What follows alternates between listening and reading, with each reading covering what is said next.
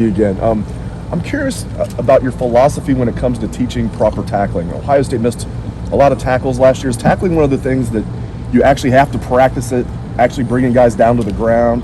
I know it's a fine line, though. You don't want to get your guys hurt. Just what's your philosophy on teaching proper tackling? You don't have to practice bringing guys to the ground. You can't. We're trying to save bodies. The amount of blows that a guy takes is really important to us. And I really made a change a few years back. One of my best friends at Cornell, a guy named Tom McHale, was one of the first, his wife, to donate his brain to the concussion research. And it really made me change everything that I do. And I think the whole sport has now changed. But the bottom line is, you don't have to practice bringing guys to the ground. It's all about position. Tackling is technique and timing. So what I'm looking for out there is to make sure, I call it owning your hip, right? And you can do this all year long. You don't need pads on. You just have to own your hip. If this microphone is the runner, I got to have one guy here, and he's just got to be in good position, and he's got to tag the hip. And then I got to have another guy here with his near leg up, and he's got to tag the hip. And you can do that all over the field, and you don't ever really have to tackle anybody. If you're in the right position and you teach them that it's okay to miss tackles if you're in the right position, because when you're looking at it as a fan or a guy who studies it or reports on it, if you see a guy fly by and miss, but he's on the right angle, you're not going to pay much attention to it, because there's going to be another guy right. You're not going to miss badly. You're just going to miss, but there's going to be another guy right in position to make the tackle. It's the ones that stand out are when a guy loses leverage, right, and the ball cuts back and it looks bad and there's nobody else there on the defense. So it's all about timing and technique and angles. And if we're on them all the time, about tagging hips and being in position near foot up. Now that's it. Like you have to mentally tackle even when you're not. You have to shoot. I'm tackling. You got the adjustment has to go in your mind, to your foot, to your hands, and you have to say, okay, I'm going to tackle that guy right there. And when you do that, and if you do it over and over and over again, I think if you look at the teams I've had in the past, we were great tacklers, but we never tackled in practice. We just worked and harped all the time on position and where you at on the sideline, where you at on the field. Vice, own your hip. It's an 11-man game. If you're going to miss, let them miss. It's okay if they miss aggressively on the proper side of the runner. So a lot of it is just without pads. Some defensive coaches preach about rugby-style tackling. Where are you at on that? I'm into it, for sure. Because the standard approach, again, if this is the ball carrier, what we all taught going back to Woody Hayes was head across the bow. When you're making a tackle, we don't use the head anymore, so you don't teach that. So now you teach near leg, near shoulder, profile, because you're keeping your head out of it. Well, if you're keeping your head out of it, then that's naturally, as the runner gets away from you, that's naturally going to turn into a roll tackle. You know what I mean? So everything we do is really based off of those principles, keeping your head out of it, and it all turns into rugby tackling. It really does. There's not, we are not harping on those major contact collisions in practice, even when we get pads on. We're not. It's football. It's a physical game. It's going to happen. But we're really teaching angles. Keep your head out of it. Use that rugby approach. Thank you. We'll go to the far back. Adam King, WBNS TV. Coach, I'm just kind of curious how much this so far bringing on compared to the other times. Well, it's different because it's Ohio. It's the Ohio State, and it's different because everything here, the expectations, the amount of resources that I have with coaches on the field, analysts off the field, recruiting resources. I basically have everything I ever wanted, or anything any coach could ever want. When you dream about being a coach at this level, that's it. all the resources. So that makes it different. I'm hyper focused on my role and my job, and I don't have to worry about other things here because our administration and the program is all going to take care of that. So it's just, yeah, there's a hyper focus for sure. We'll go over here. Austin, to the far right here. Coach Austin Ward, Letterman Row. And when you look at the roster, it seems like you have the body type for athleticism to do whatever you want in linebacker. When you look at those two primary spots, what differentiates them for you? What are you looking for guys who might take those top guys? Yeah, there's not much difference between our two linebacker positions, and they really need to be able to play in the box and in space on the edge. In the box and in space. Blitz and cover. So we're really looking for complete versatility out of those positions. I mean, if I find a guy who is more of just an internal tackle-to-tackle guy, I can adjust things to make sure he's in that position. But right now, I want to put the guys in as many different positions as possible to see what they're good at so I can build things around what we have here. How long do you think it would take somebody like Chip to transition over to defense, learn what you're trying to do? I know it was one day of practice, it wasn't bad. What sort do you project for him? Oh, I think he's got great potential. I don't view him any differently than a guy who's played defense for the last 3 or 4 years. You know, everybody's starting on day one, and he's right in there with everybody. Second row middle, Rob Aller, Columbus Dispatch. Jim, you talked about players keeping their heads out of the play. You have to keep your head out of it as a coach and not get the academic ahead of the athletic. Does that make sense? Well, yeah, I think that's a great point. I have coaches, we all have certain schemes, and you're right, things that we want to install, things that we know have worked for us in the past, right? That's the academic, that's the coursework. You know, I have a whole set of coursework that goes from level 100 to 400, and you're right, it's not about what I know, right? Players don't care how much I know, but they know how much I care. So it is about just learning, like you said, what can the guys that we have do best? Then it's my job to take from the things that I know and boil it down to what they can do best. So athletic first, for sure. And I have to always remind myself of that. That's why it's a great question. And because I can get in my head and start fast forward and think about the upcoming opponents and what we're going to have to do. But I need to find out what our guys can do first. You view yourself as a teacher first. Yeah. How would you improve? Yeah. I've improved a lot as a teacher, right? I mean, teach, motivate, demand. Teach, motivate, demand. So, you know, in the past, maybe I jumped to demand too soon. Now it has to be teach, tell them what you want to do, give them a reason why they should do it, right? So we always try to illustrate why this works.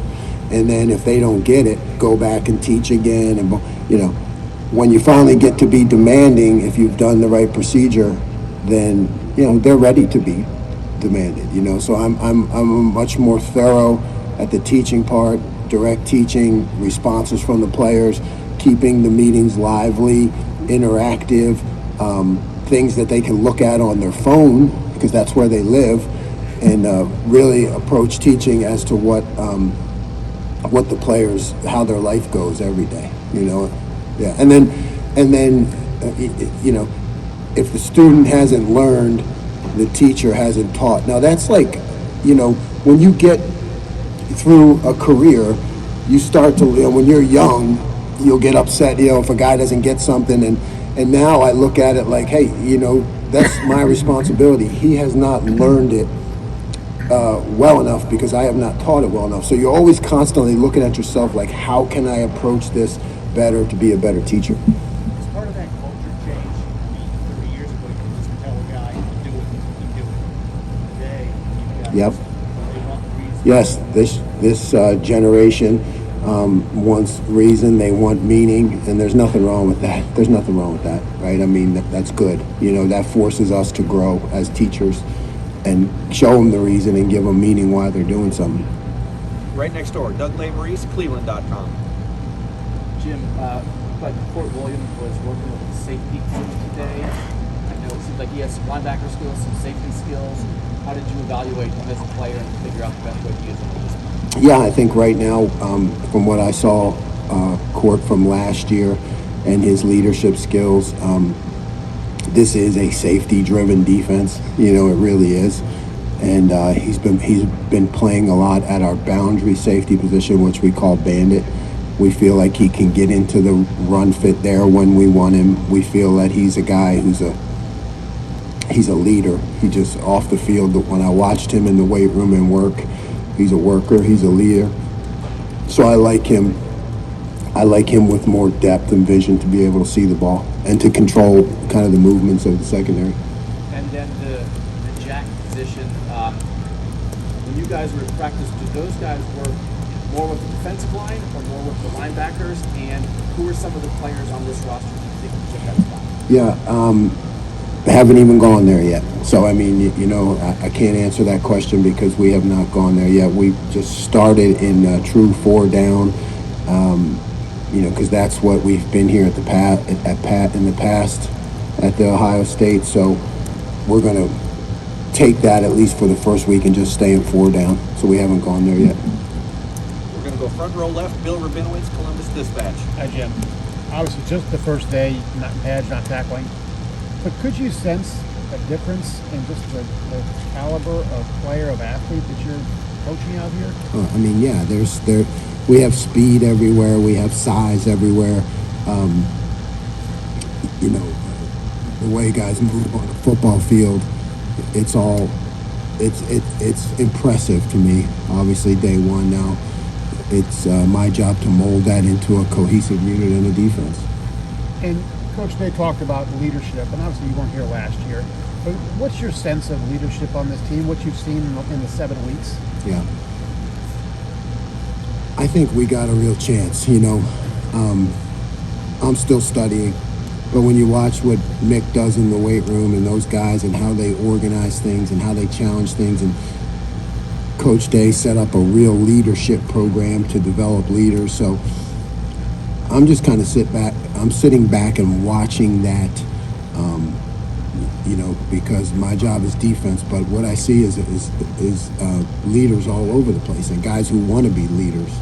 So I think we have a real chance in that area. Right next door, Clay Hall, WSYX. Coach, how are you? Welcome. What have you learned about the rivalry with the team up north since you've been here? A lot of people think, well, they can score 45 a game. If this Jim Knowles takes care of the defense, we got this thing.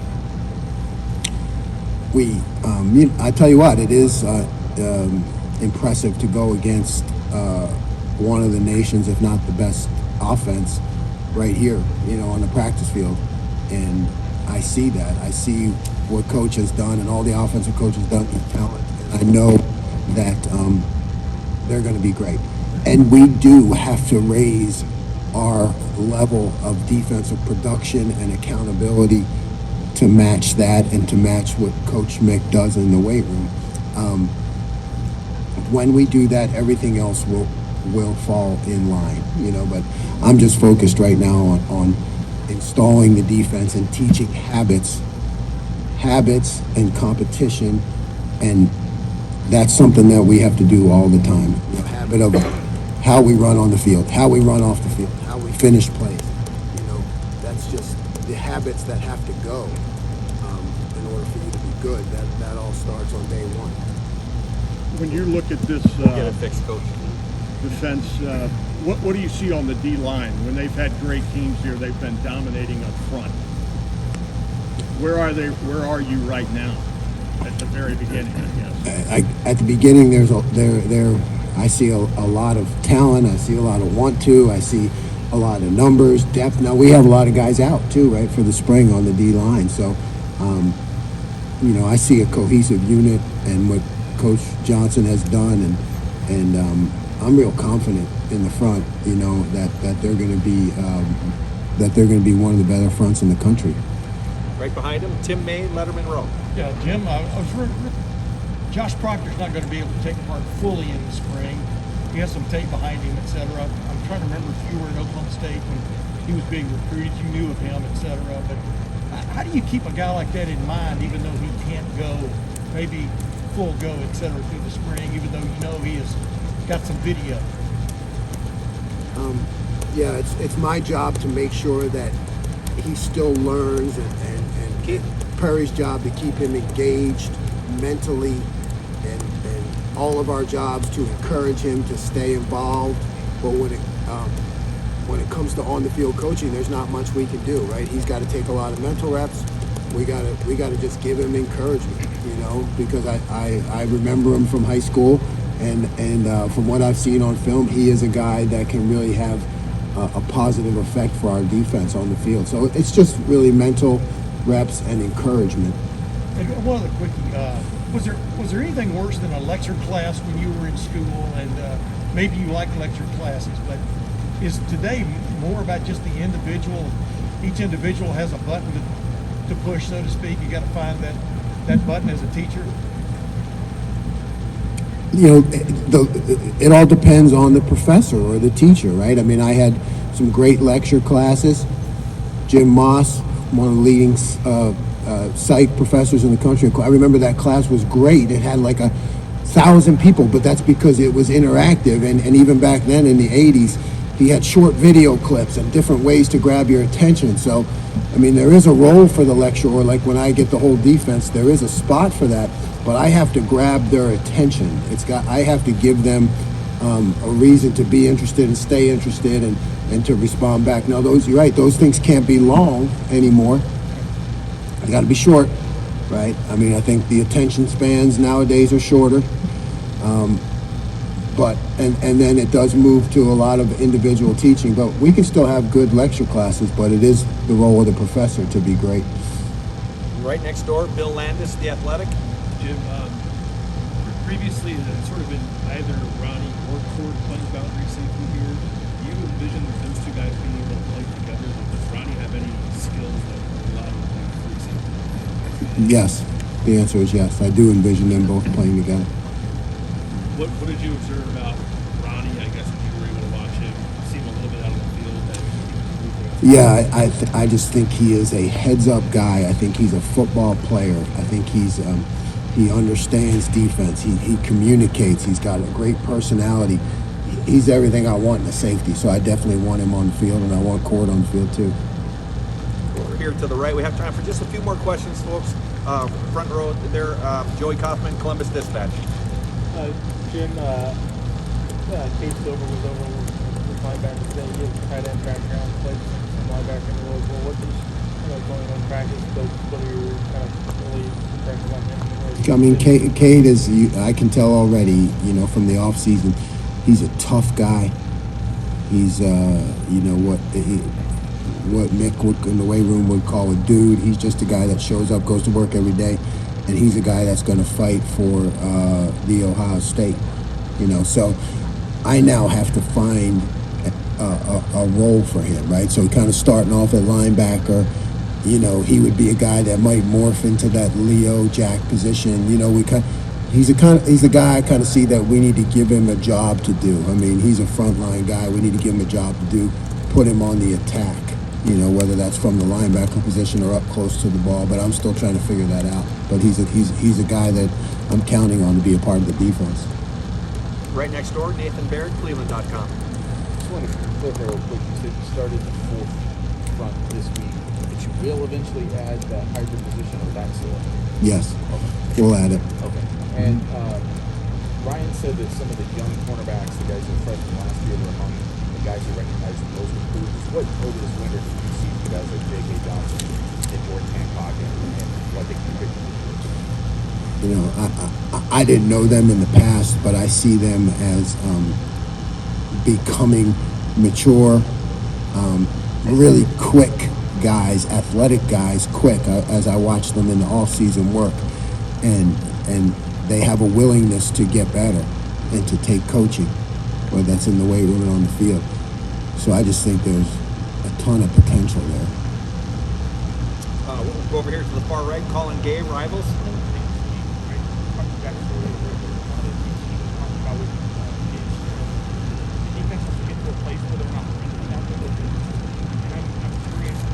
Obviously, it's all early on, so it's not get to that point when you got And that's my job. I mean, my job is to get them there, because he's exactly right. When it comes to Saturday, I tell them all the time their mistakes on Saturday are on me, because if they haven't reached that point where they can play free within the scheme, then I haven't done a good enough job teaching them. So, yeah. And then when you watch guys now, you're right. You got to give them the benefit of the doubt, because when you watch a guy that doesn't know what to do, right, he can look lethargic or hesitant. I got to get him to that point. That's the bottom line, And when you install a lot early, sometimes that locks a guy up. But I'll keep adjusting that so we can get guys to play free. I guess I want to get your impression about split team. Obviously, linebacker or running back to the linebacker position. What have you seen from him? You kind of mold him into somebody that. Yeah. I like Steele a lot in terms of his attitude, his athletic ability. He's got a bright light in his eyes. He's locked in. He's he wants to learn.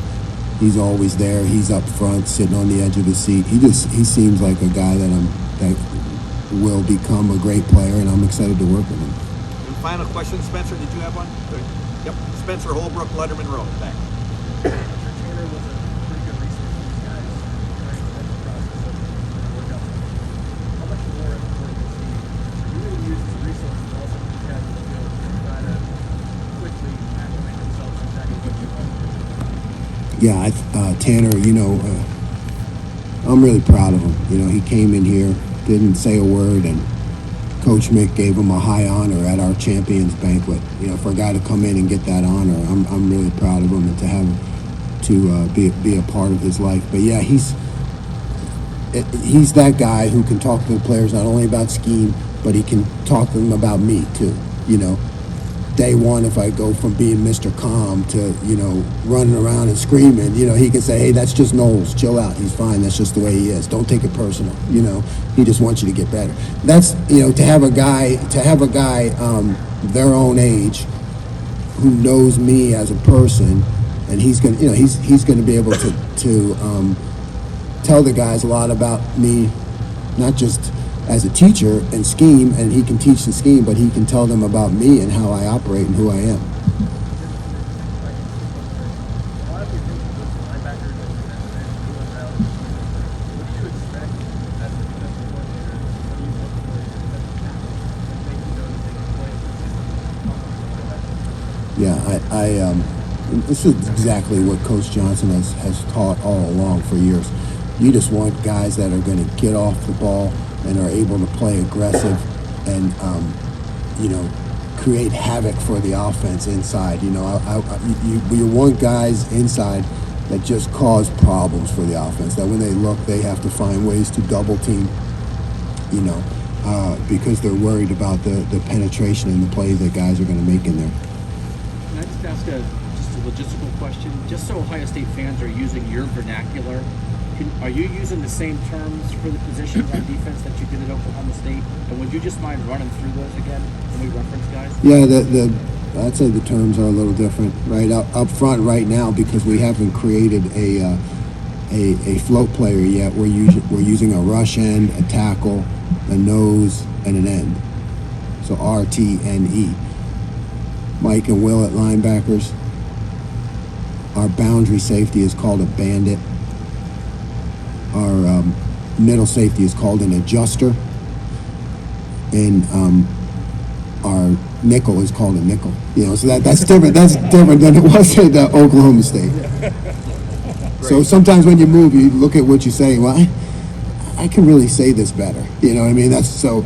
Instead of calling the bandit like we did at Oklahoma State, he was the free safety. Well, the bandit is the boundary safety, right? It makes sense, B. And then instead of make that middle safety, we call him the adjuster, because he is the guy that has to really adjust to the formation. So there's things you get to do when you take a new job to make things better for the players and understandable.